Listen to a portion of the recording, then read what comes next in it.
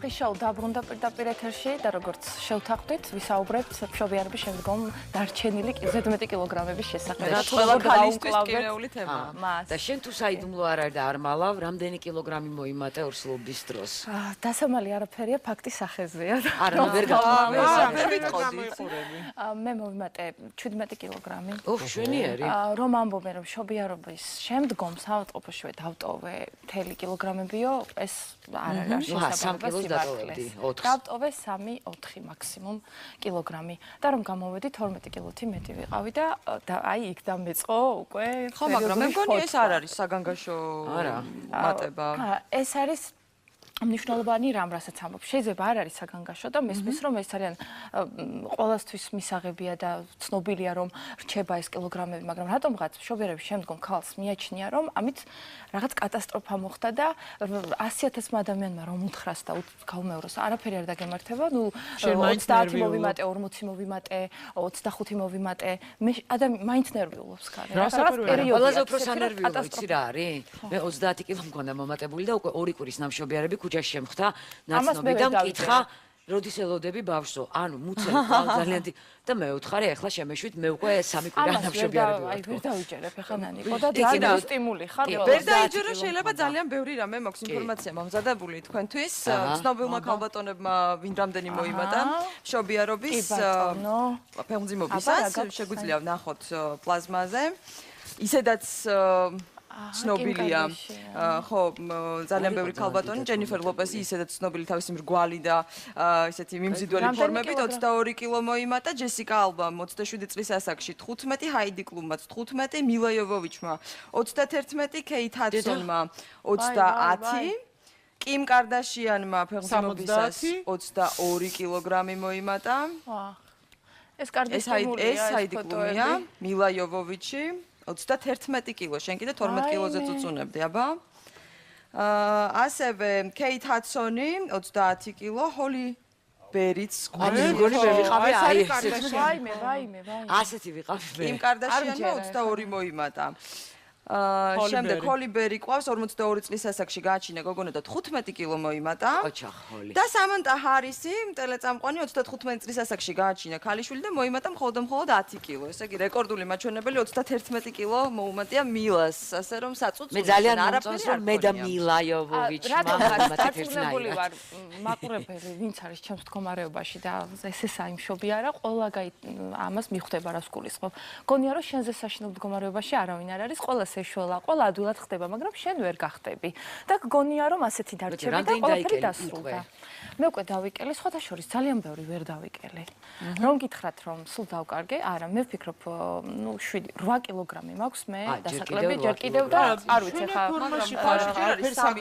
არის ბუნებრივ კვებაზე, რაც თავისთავად ითვალისწინებს იმას, რომ შენი კვების თვალსაზრისითაც რეჟიმში ხარ და დიეტას ესე ვერ დაიცავ.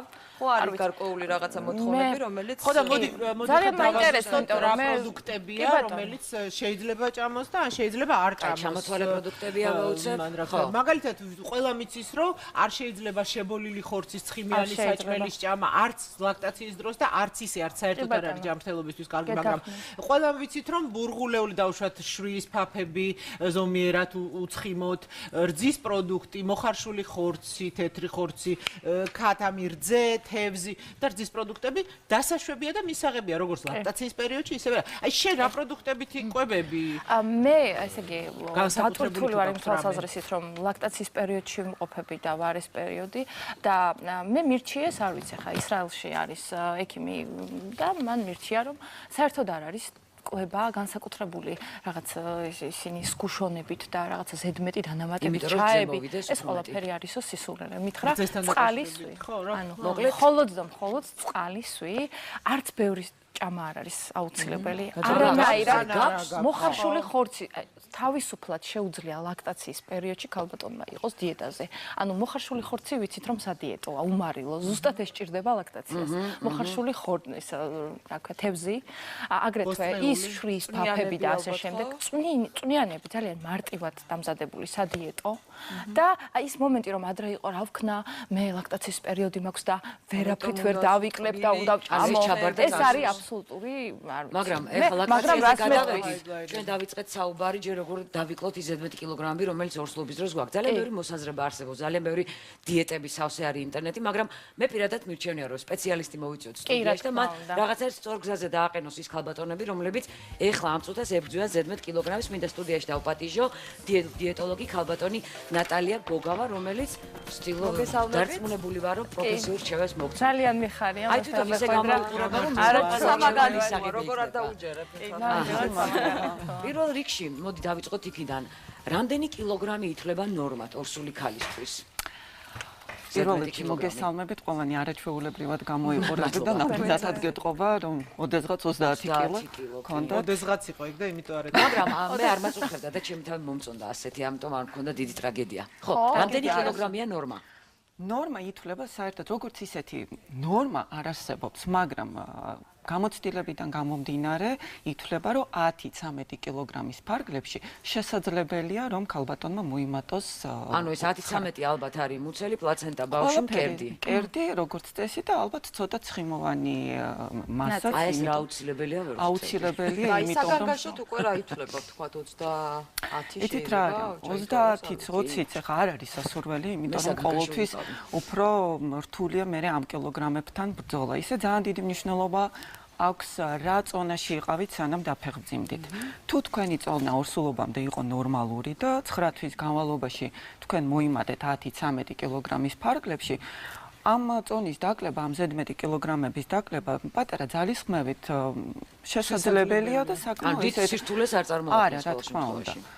თუ მოინდომებთ, რა თქმა უნდა, მაგრამ თუ ორსულობამდე თქვენ უკვე ჭარბი წონა გქონდათ, ან ამ 9 თვის განმავლობაში ნორმაზე მეტი მოიმატეთ, უფრო მეტი დრო, უფრო მეტი ძალისხმევა, უფრო მეტი სტიმული დაგჭირდება, თუმცა ყველაფერი შესაძლებელია სწორი კვებით, ჯანსაღი კვებით და ფიზიკური აქტივობით და ვარჯიშით. ან პირდაპირ გავაჩენ თუ არა ვიწყებ ჯანსაღ კვებას და ვარჯიშს.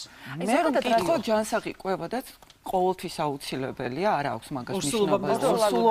ორსულობა ზუსტად ის დრო არის, როცა ჩვენ უნდა ვიკვებოთ ჯანსაღად. არავინ არ თქვას, რომ აი 9 თვის განმავლობაში ორნი ვართ და ვიკვებებით, იმიტომ რომ ბევრნი ვართ. მეც ორი ულუფა ეს დედები, ბებიები რო ამბობენ, რომ უსულად ხარ შენ ახლა ერთი კი არა, ორი ულუფა გჭირდება. ეს ბებიები ამბობენ. ხო, ანუ ეს თემა დავიწყოთ, ბებიები. რა თქმა უნდა, ზომიერება არის მთავარი.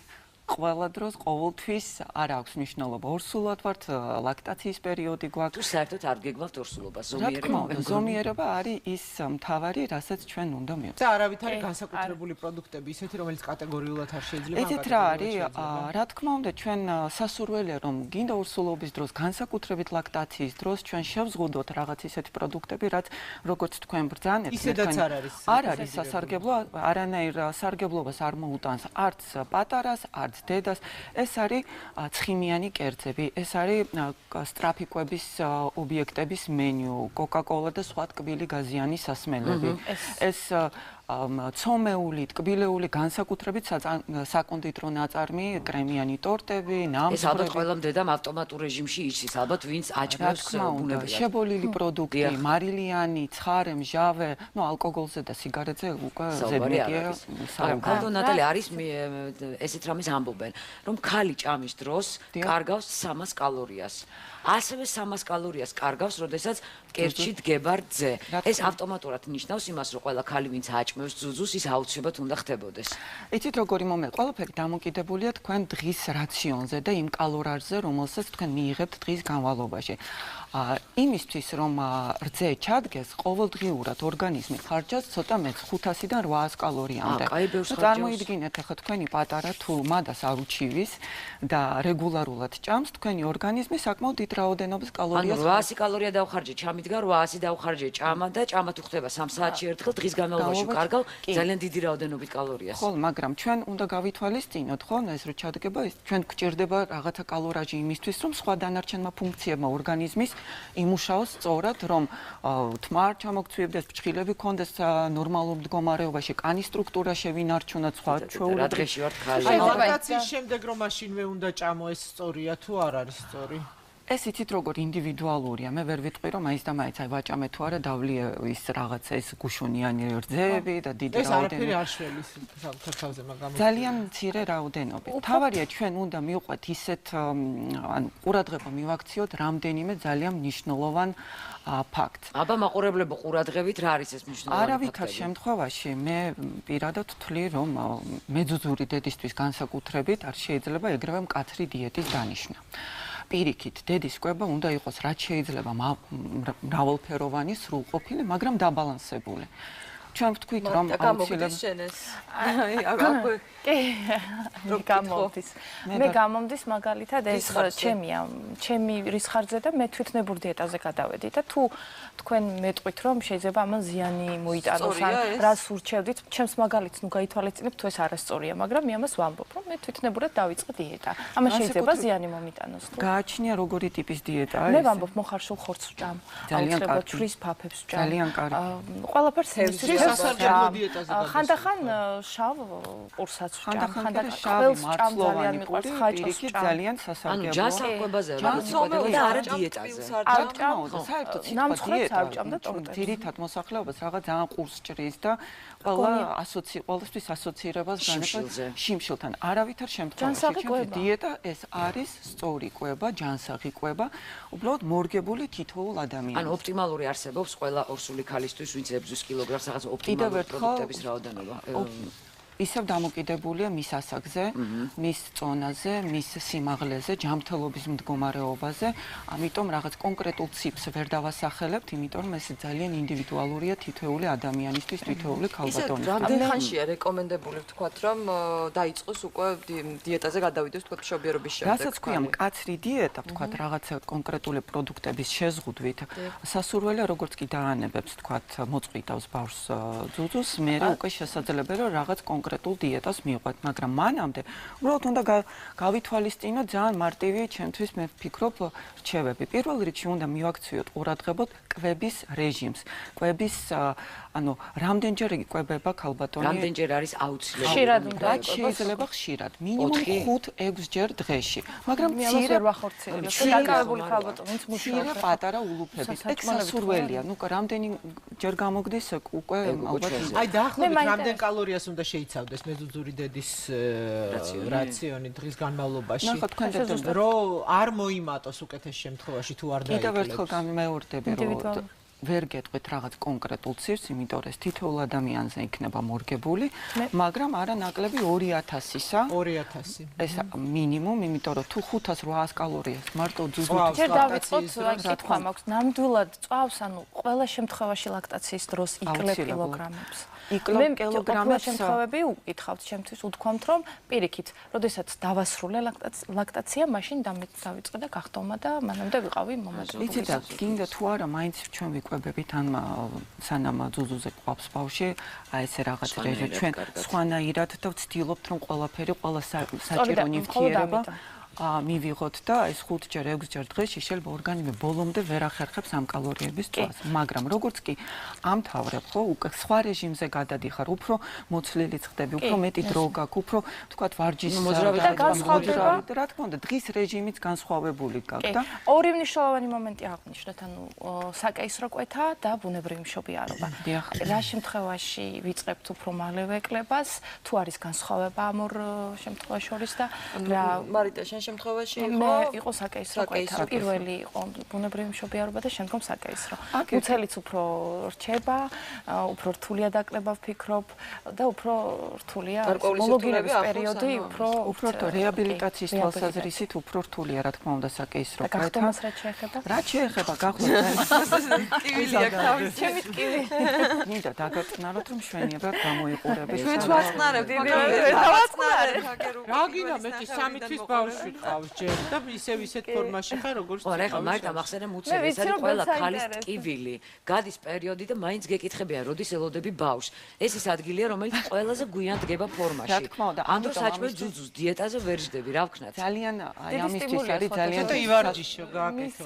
ძალიან სასარგებლო ზუსტად ძუძუთი კვება, იმიტომ რომ ძუძუთი კვება ნუ რომ აუცილებელია და მნიშვნელოვანია როგორც ბავშვისთვის, ასევე დედისთვის, ყველამ ვიცით, მაგრამ არა, ავუხსნათ, შეიძლება ბევრმა არ იცის. ძუძუთი კვება პირველ რიგში აჯანსაღებს ქალის ორგანიზმს და არის ერთგვარი პრევენცია მშობიარობის შემდეგ სიზღლდენების, იმიტომ რომ ხდება საშვილოსნოს დროული შეკუმშვა. ანუ ალბათ ეს ყველა ქალს აქვს ნაგზნობი, როდესაც ბავშვი ჭამს ყოველთვის, იმიტომ რომ საშვილოსნოს რაღაცა დისკომფორტი და ამ დროს ნელ-ნელა დგება თავის ზომებში. კიდევ ერთი ძალიან მნიშვნელოვანი ფაქტორი, რომ ძუძუთი კვება არის სარჯავე ძირკვლის და საკვერცხეების ავთვისენიანი დაავადებების პრევენციის. გარდა ამისა, მასტოპათიისგან დაცული ხარ, არასოდეს არ შეგაწუხებს არც ადინარების პრობლემა. კარგია რაც შეეხება აი ამ უბრალოდ ერთ რაღაცას დავამატებ, თუ ვთქვათ ჩვენ მქონდა მშობიარობა ბუნებრივად და გართულების გარეშე, დაახლოებით 8 კვირის შემდეგ ჩვენ უკვე შეგვიძლია ნელ-ნელა დავიწყოთ ფიზიკური აქტივობა და მუცელს სხვა არაფერი არ საკესროს შემთხვევაში ამ თქვათ რთული მშობიარობა გქონდა გართულებებით, მაშინ ველოდებით, როცა დაგვრთავს ნებას თქვენი მკურნალი ექიმი, თქვენი პირადი ექიმი. მაგრამ სასურველია, რომ 6 თვე მაინც გავიდეს იმისთვის, რომ რეაბილიტაციის პროცესი დამთავრდეს და იყოს ესე ვთქვათ თქვენი ორგანიზმი მომზადებული. რაც შეეხება მასაჟებს, სხვადასხვა აპარატურულ ჩარევებს, რაც შეეხება მასაჟებს, მასაჟი ახლა გასახდომი აპარატები. რა დროიდან შეიძლება ეს დავიწყოთ და პრინციპში რაღაც კონკრეტული რაღაც აკრძალვა არ არის, უკვე იმ 8 კვირის შემდეგ შესაძლებელია სხვადასხვა მაგალითად გამოგიტყდებით, ჩემი საიდუმლოა, ვიკეთებ მასაჟს. მასაჟი როგორც ხელის, ასევე ვაკუუმის ან აპარატის ძალიან სასარგებლოა, ზიანს ნამდვილად არ მოუტანს, იმიტომ რომ მასაჟის დროს ხდება კანის გაჭიმვა, უმჯობესდება სისხლის მიმოქცევა და კვება. ხდება ნივთიერებითი ცვლის დაჩქარება ორგანიზმში და ხელს უწყობს აი ამ კანქვეშა ცხიმის დაშლას. კიდევ ძალიან პოპულარულია მიოსტიმულაცია. ანუ ეს არის ისე ვთქვათ ფიზიკური დატვირთვის შემცვლელი პროცედურები, როცა სპეციალური ხელსაწყოები, მიოსტიმულატორები, ასეთი პრობლემური ყველაფერი არსებობს იმისთვის, რომ გასაკუთრებულ თემას შევეხებოთ. ეხლა კი მაყურებელს მინდა შევთავაზო, რამდენიმე ცნობილი ქართველი დედის ისტორია, ვინ რამდენი მოიმატა და როგორ დაიკლო ეს ავბედითი კილოგრამები. მოდი ერთად ნახოთ და გავიგოთ. აბა, ჰე. ბოლო თვეს მახსოვს რომ ავიწონე, აი სანამ იმშობიარებდი, იყო 18 კილო და მე მგონი რომ ალბათ უფრო მეტი სითხე იყო, არ ვიცი, სად იყო ეს ამდენი 18, იმიტომ რომ რეალურად ესე რას თქვა ძალიან გადიდებული, ნამდვილად არ ვიყავი და შემდეგ უკვე დაკლებას რაც შეეხება, ნელ-ნელა დავიკელი და უფრო მეტი დავიკელი, ვიდრე ვიყავი დიეტაზე, ნამდვილად არ ყოფილა, უბრალოდ ძუძუთი ყვება მქონდა ელენეს და იყო ძალიან ალერგიული და ვერიდებოდი ყველანაირ ძიმე საკვებს და პრინციპში დიეტა გამომივიდა მაინც, მაგრამ სპეციალურად იმისთვის, რომ წონის კორექციისთვის დიეტა ნამდვილად არ დამიცავს. ეს 2 თვე და შემდეგ უკვე ნელ-ნელა თავისით გავხდი და მაინც ალბათ ყველაზე ძალიან რაც იმოქმედა ჩემ გახდომაზე, ეს იყო ვარჯიში. ვარჯიშით ნამდვილად ვარჯიშობ. ყავს 4 შვილი, მათ ეხლა ვერ მიუმატებ, მაგრამ თითოზე მაქვს მომატებული 22 კილო. ბოლო ბავშვზე მოვიმატე 2 კილოთი მეტი. მაგრამ ბოლო ორს შორის არის ერთწლიანი სხვაობა და ანუ აი ეს 22 კილო რომ მოვიმატე, მე დავიკელი, მე ეგრევე მოვიმატე ისევ 25 კილო და აი გამიჭირდა უკვე ბოლოზე ძალიან დაკლება, თუმცა აი ჩემი ჯადოსნური დიეტის შედეგად მალევე ჩავდექი ფარმაში. ეს დიეტა არის 6 დღიანი და 6 დღეში იკლებ 4 კილოს და რაღაცა გრამებს. 6 წელი მოხარშული კვერცხი, მეორე დღე არის უცხიმო ხაჭო 500 გრამი, მესამე დღე არის მოხარშული ქათმის ფილე 750 გრამი, მეოთხე დღეა მოხარშული ბრინჯი 200 გრამი, მეხუთე დღე მოხარშული კარტოფილი ოღონდ 6 წელი. მე მაგალითად დიდ კარტოფილებს ვარჩევდი, რომ ხო, მთელი დღე კარგად ესე გამეტარებინა. და მე-6 დღე არის ვაშლი. რამდენიც გნებავთ. ამასთან ერთად შეგიძლიათ მიირთვათ კეფირი 0%-იანი, ყავა, ჩაი, რამდენიც გნებავთ, ოღონდ უშაქროთ, რა თქმა უნდა. პირველი ორსულობის დროს მოვიმატეთ 11 კილო და ძალიან სწრაფად, არც არაფერი არ დამჭირებია, ძალიან სწრაფად დავიკელი და აი მეორე ორსულობის დროს უფრო მეტი 16 კილო მქონდა მომატებული. და ცოტა დამჭირდა რაღაცებში ჩარევა, იქ ცოტა დიეტა, ვარჯიში. დავიკელი 10 კილო და 6 კილოგრამს ვებრძოდი, ასე ვთქვათ. მქონდა 10 დღეში კონცერტი, რომელიც შავიც ერთ-ერთი კაბა, რომელიც არ ჩამედია და ძალიან გაუბრაზდი, გავგიშდი და გადავწყვიტე, რომ ძალიან სწრაფი დიეტისთვის მიმართა. 7 დღის განმავლობაში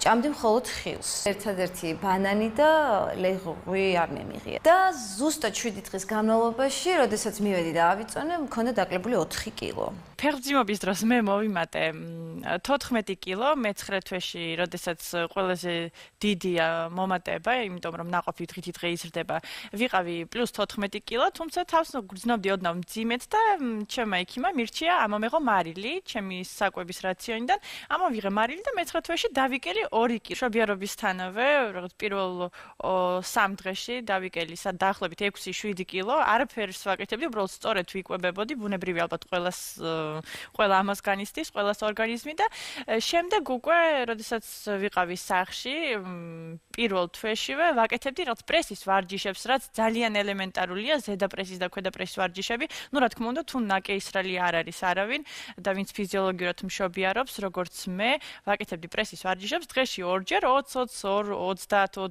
40-40, ნელა ლავდიოდი ახლა და ერთ თვეში ჩავდექი ჩვეულებრივ ფორმაში, არ მქონდა არანაირი ისტრია, თუ არაფერი, თავს გრძნობდი ფანტასტიურად და ეს რა თქმა უნდა ხასიათზეც მოქმედებდა.